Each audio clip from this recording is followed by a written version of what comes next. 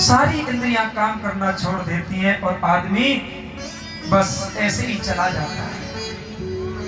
पता है, और जिनको हम कहते थे कि ये हमारा बेटा है, ये हमारी बेटी है, ये हमारा भाई है, ये हमारा पोता है, फिर वो सब क्या करते हैं घर वाले जब मर जाता है उसके बाद?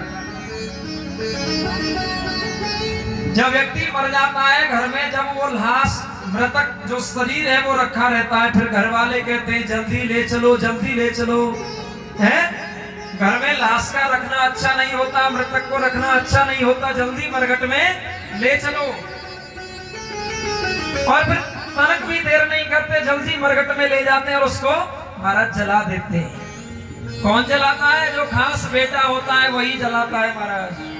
वही हमारे इस मूड को फोड़ता है बांस लेकर के, है ना, जिसको हम अपना बेटा कहते थे। वो घर वाले उसको जला करके वापस लौट करके आ जाते हैं। एक दो दिन बाद जब वहां जाते हैं, उन हड्डियों को एकत्रित करते हैं, इकट्ठा करते हैं।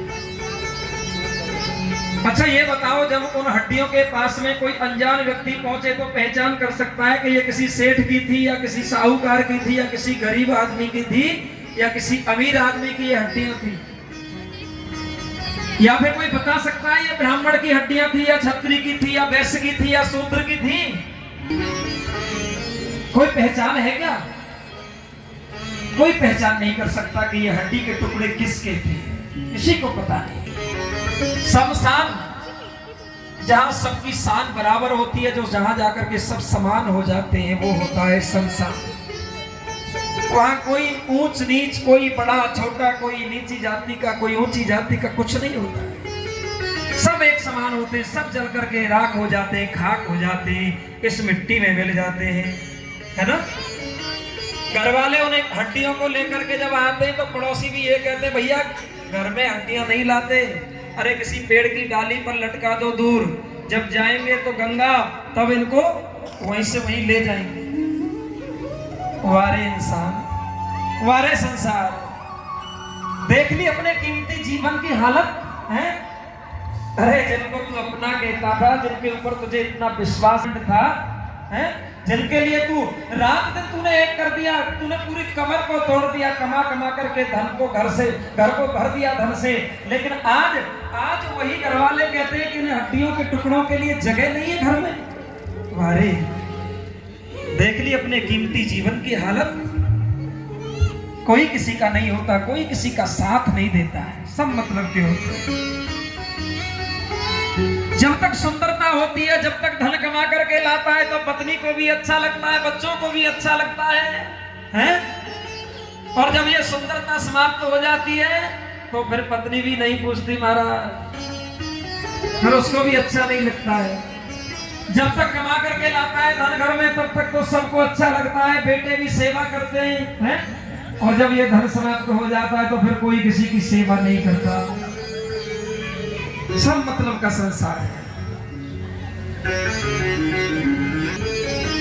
हड्डियों के टुकड़ों को लेकर के चले जाते हैं, जाकर के गंगा में यमुना में बहा देते हैं, लौट करके आते हैं और बस 2-4 दिन, महीने 2 महीने याद करते हैं और उसके बाद सब अपने अपने काम में व्यस्त हो जाते हैं, सब भूल जाते हैं। संसार का नियम है, संसार का चलन है, चलता आ रहा है, प्रकृति का नियम है। आना जाना ये नियम है प्रकृति का, चलता रहता है। जो आया है उसको जाना ही पड़ेगा। प्रहलाद जी ने आज सभी बालकों को समझाया, क्यों चक्कर में पड़े हो? किसी के हाथ में मृदंग दे दिया, किसी के हाथ में खड़ताल दे दी, किसी के हाथ में चिमटा दे दिया, और सभी मस्त होकर के खड़े होकर के अब तो भगवान का भजन करने लगे, कीर्तन गाने लगे। और प्रहलाद कहते सभी सखाओं से, सखा सब प्रेम से बोलो हरे रामा हरे रामा। आप भी सब बोलिए प्रेम से, है ना, दोनों हाथों से तालियों की सेवा करते हुए। सखा सब प्रेम से बोलो हरे रामा हरे रामा।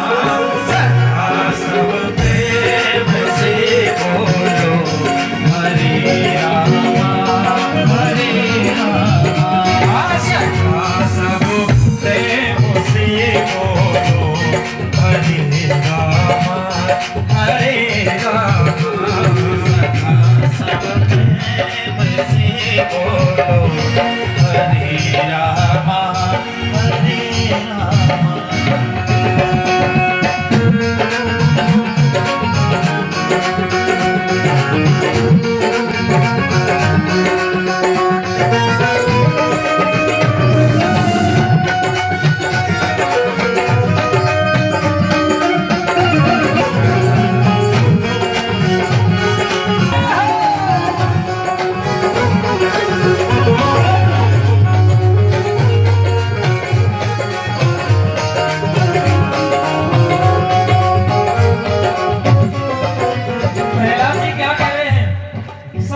को एकत्रित कर कहते हैं कि प्रभु का नाम लो, नारायण का नाम लो, राम का नाम लो, उद्धार हो जाएगा, कल्याण हो जाएगा। क्योंकि ये संसार के लोग तो सब मतलब ही हैं, सब केवल अपना रह गए हैं, झूठे रह गए हैं, फरेब करने वाले रह गए हैं। किसी ने बड़ी सुंदर पंक्तियां लिखी हैं, कुछ लोग खुदा का खौफ खाते हैं, नहीं दुनिया से डरते हैं। ये शोहरत चंद दिन की है, जिस शोहरत पर लोग मरते हैं, गला भी काटते हैं, दोस्ती का भी दम भरते हैं, उसी थाली में खाते हैं, उसी में छेद करते हैं।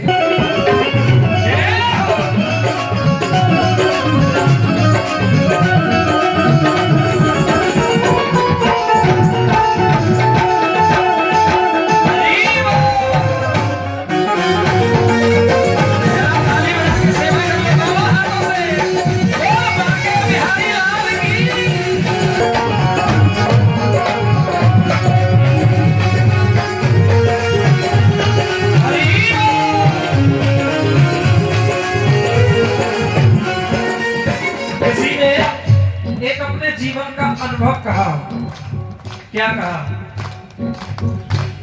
कभी बाबा बनेंगे हम, कभी बाबा बनेंगे हम, जो ये पहले खबर होती।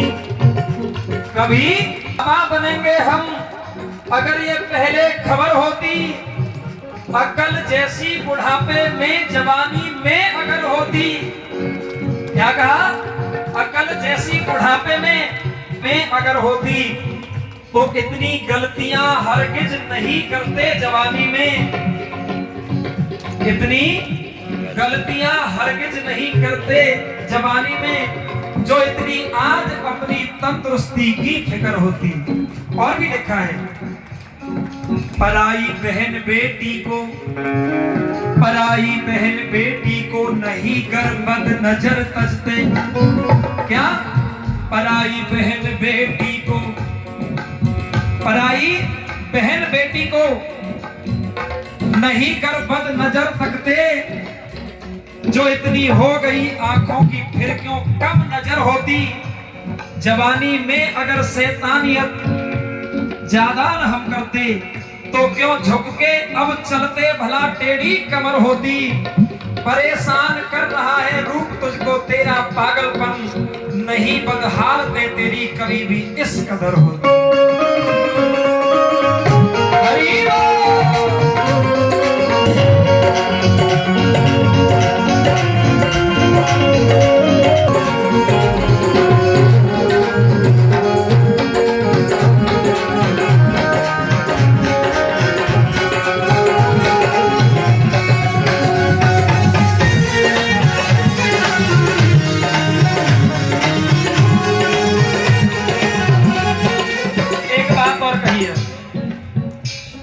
एक पत्थर सिर्फ एक बार मंदिर जाता है। एक पत्थर सिर्फ एक बार मंदिर जाता है, और वो एक पत्थर सिर्फ एक बार मंदिर जाता है और वो भगवान बन जाता है। इंसान हर रोज मंदिर जाता है, इंसान हर रोज मंदिर जाता है, लेकिन फिर भी वो पत्थर बन जाता है।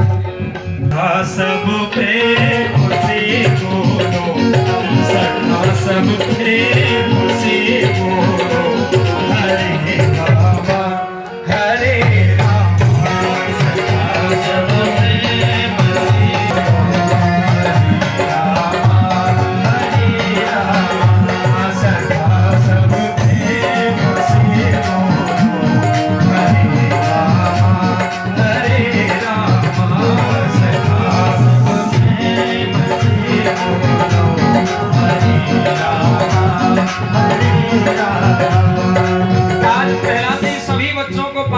रहे हैं। यही उपदेश शंकर को दिया था श्याम सुंदर ने। यही उपदेश शंकर को दिया था श्याम सुंदर ने। निकाला सार डमरू से, निकाला सार डमरू से, हरे रामा हरे रामा सखा सब प्रेम से बोलो। हरे रामा प्रेम से बोलो। हरे रामा। दो सैनिक भेजे, बोले ये कीर्तन कहां पर हो रहा है? बोले जाकर के इस कीर्तन को बंद करा दो। महाराज जैसे ही सैनिक पहुंचे और जाकर के जैसे ही प्रहलाद को छुआ, ऐसा करंट लगा के वो सैनिक भी नाचने लगे। बड़ा ही आनंद का वातावरण हो गया, सभी नाच रहे हैं। यही उपदेश ब्रह्मा को दिया था हम सुंदर। यही उपदेश ब्रह्मा को दिया था श्याम सुंदर। निकाला सार वेदों से, निकाला सार वेदों से, हरे रामा सखा सब प्रेम से बोलो। हरे रामा देश नारद को दिया था श्याम सुंदर। यही उपदेश नारद को दिया था श्याम सुंदर। निकाला सार वीरा से, निकाला सार वीरा से, हरे रामा सखा सब प्रेम से बोलो।